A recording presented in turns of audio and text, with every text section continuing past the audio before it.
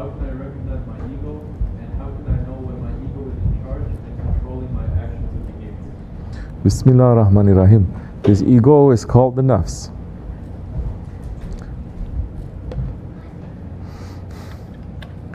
The nafs, the ego, it is a very disobedient creature to Allah. It wants to do everything opposite to what Allah is telling it to. It is continuously disobeying Allah in every moment. Ego is not shaitan. Shaitan is different. Ego is inside of us.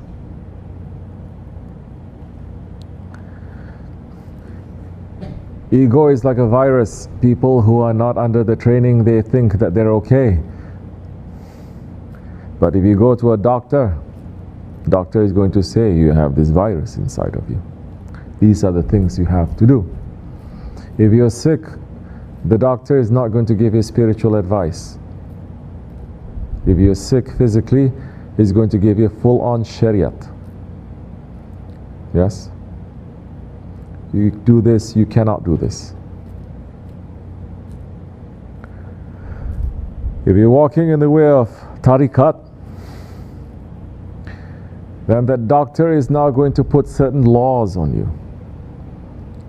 He is going to say, watch out about your anger, because your anger is coming from your ego. Understand your anger. You think you are right. So when you think you are right, you can use your anger any way that you want.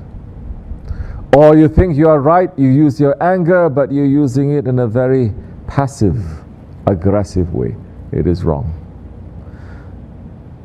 When you are stubborn, so many, they become more slick in their stubbornness. You say stubborn? No, I'm not stubborn. But they're very stubborn. You know this, you've seen this, you have experienced it. The arrogance, when a man is thinking always, I'm right and this one is wrong, looking down on others. This is another characteristic of the ego. And your envy, looking at others who have something better than you, you have a very bad heart, a bad smell comes over you spiritually. So these are the characteristics of the ego. And when you are holding on to a master who is teaching you this, our shaykh that is teaching you this, you understand how it takes 1,001 tricks and traps. It takes so many different shapes.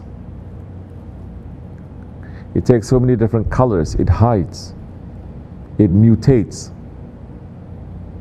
It pretends to be your friend, but it is not. And the shaykh is going to treat you to say, for this sickness, this is what you have to do.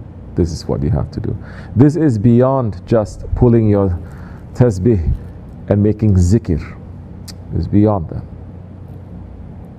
For some, because they are so selfish or holding on to their material so much,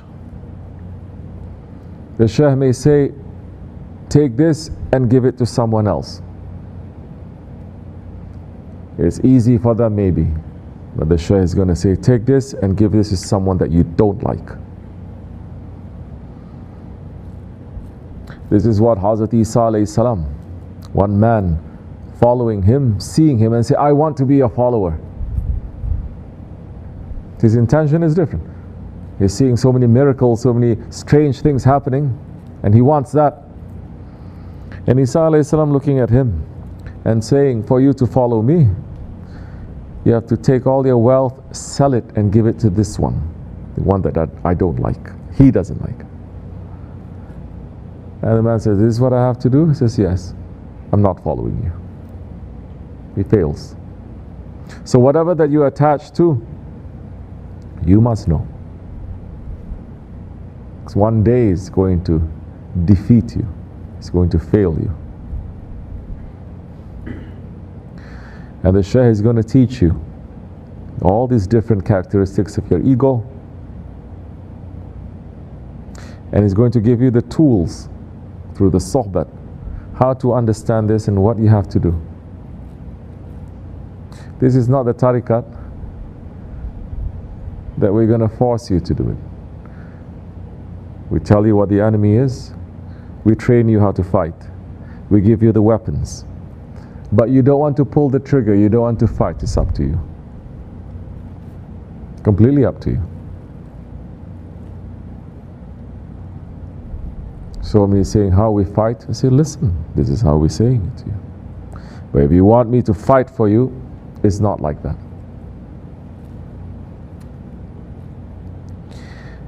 And step by step, we must do things according to the sunnah. Everything that we're doing against the ego or for the sake of Allah, it has to be according to the traditions of the Prophet ﷺ. You're doing all of this, or someone is teaching you all of this without sunnah, without the traditions of the Prophet, without the traditions of the Sahabi Kiram, without the traditions of the Tabi'in, without the traditions of the alims and the ulamas, put a big X to that. Even if they are going to crack open the skies for you and bring down the table from heavens, run away from that. Anyone that is not supporting his teachings with the teachings of the Prophet ﷺ is going to fail. It is coming from shaitan. Be careful. May Allah make us to hold on tightly, to make us to understand more, to give us the strength to be able to fight.